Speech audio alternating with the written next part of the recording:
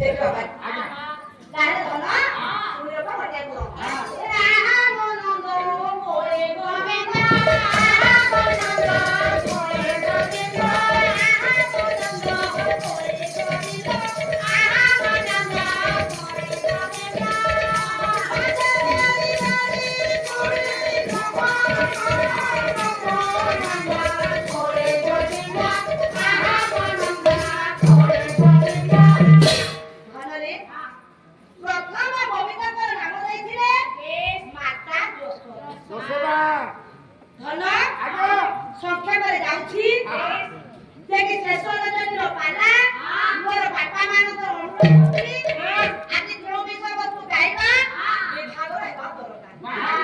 ଏପରି ସମୟକୁ ଆଖି ଆଗରେ ରଖି ଆଲୋଚନାକୁ ବେଶୀ ଯିବିନି ବାପା ବୋଲିଦେଲେ ଇସାରା ବିଷୟବସ୍ତୁ ଯାଅ। ଧନ ତଥାପି ଦ୍ୱିତୀୟ ଗୋବିନ୍ଦର ନାମ କିଏ ସେ ଦେଇଥିଲେ? ଧନରେ ପୁଣି ସେ ଭାଗବତ ଇନ୍ଦ୍ର ହାରିଣ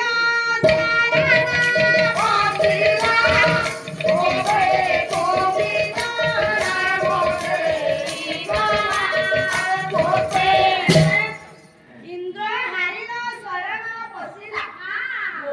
ଗୋବିନ୍ଦ ନାମ ଦେଇଗଲା। ये इंद्र गोविंद विवाद हला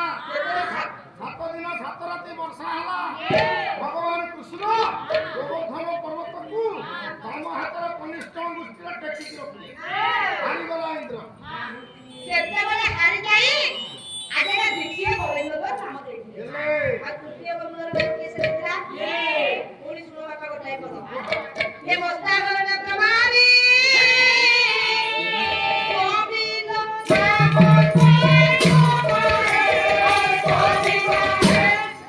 ବସ୍ତା ହରଣେ ବ୍ରହ୍ମା ଗୋବିନ୍ଦ ନାମ सुमरी ଏ ନାମକୁ ବାପା ବ୍ରହ୍ମା କେତେବେଳେ ହାରିଥିଲେ?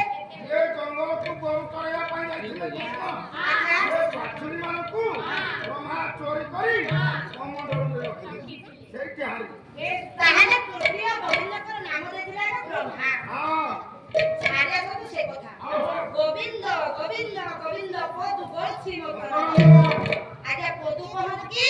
ओदरू बा ଶବ୍ଦରୁ ବା ଶବ୍ଦରୁ ଯାହାର ମଧୁର ବଚନ ବାହାରେ ମଧୁର ଶବ୍ଦ ବାହାରେ अच्छा ଧନରେ ମଧୁର ବଚନ ମଧୁର ଶବ୍ଦ ଯାହାର ମୁଖରୁ ବାହାରିଥାଏ ଆଜ୍ଞା ସେଇଟା ତମେ କହନ୍ତି କହନ୍ତି ନା हां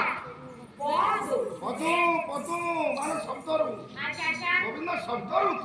ଏ ପଦୁ मकरंद ଧନ आज्ञा ଯଦିଓ ଭଗବାନଙ୍କ ପାଦତଳେ ଆଜ୍ଞା ମକରକୁ ଧରୁଥିଲା ଅମୃତ ଧରୁଥିଲା ଆପଣମାନେ ଟିକେ ଆଜ୍ଞା ଚିନ୍ତା କରନ୍ତୁ ପୁରାଣ ମାଧ୍ୟମରେ ଆପଣ ବିଚାର କରିପାରିବେ ଯଦିଓ ଅମୃତ ଧରୁଥିଲା ମକରକୁ ଧରୁଥିଲା ଆଜ୍ଞା ଯଦୁବଂଶ ନିପାତ ହେଲା ପରେ ସେତେବେଳେ ଆଜ୍ଞା ଯଦୁବଂଶ ନିପାତ ହେଲେ ସର୍ବଶେଷରେ ଭଗବାନ କୃଷ୍ଣ ଯାଇ ଆଜ୍ଞା ଶିଆଳି ଲୋକରେ ସ୍ୱୟଂ କରିଥିଲେ ତାଙ୍କର ପାଦ ମୃଗର କର୍ଣ୍ଣ କରି ଦେଖାଗଲା ତାରା ଖବର ବୁଲି ବୁଲି ଆସିଲା ତାରା ଖବର ବାପା ଧନୁଷରକୁ ଧରି ବୁଲି ବୁଲି ଆସିଲେ ଭଗବାନଙ୍କର ପାଦକୁ ନିକ୍ଷେପ କର ସେଇଠାରେ ଭଗବାନଙ୍କର ପାଦ ତଳେ ଆଜ୍ଞା ବାଜି ଯାଇଥିଲା ସ୍ୱର ଜୀବନ ହାରି ଦେଇଥିଲେ ସ୍ୱୟଂ ଭଗବାନ କୃଷ୍ଣ ଯଦି ମକର ନଥିଲା ଜୀବନ ହାରିଲେ କାହିଁକି ବାଦ କଲା ନୁହଁ କାହିଁକିର ପ୍ରଶ୍ନ ଥାଉ ଦେଖିବା ଆଗକୁ ठीक है सर चिट्ठी पढ़ दवा श्री श्री रामनवमी कमिटी छात्र छात्र सभापति श्रीयुक्त कार्तिक चंद्र दास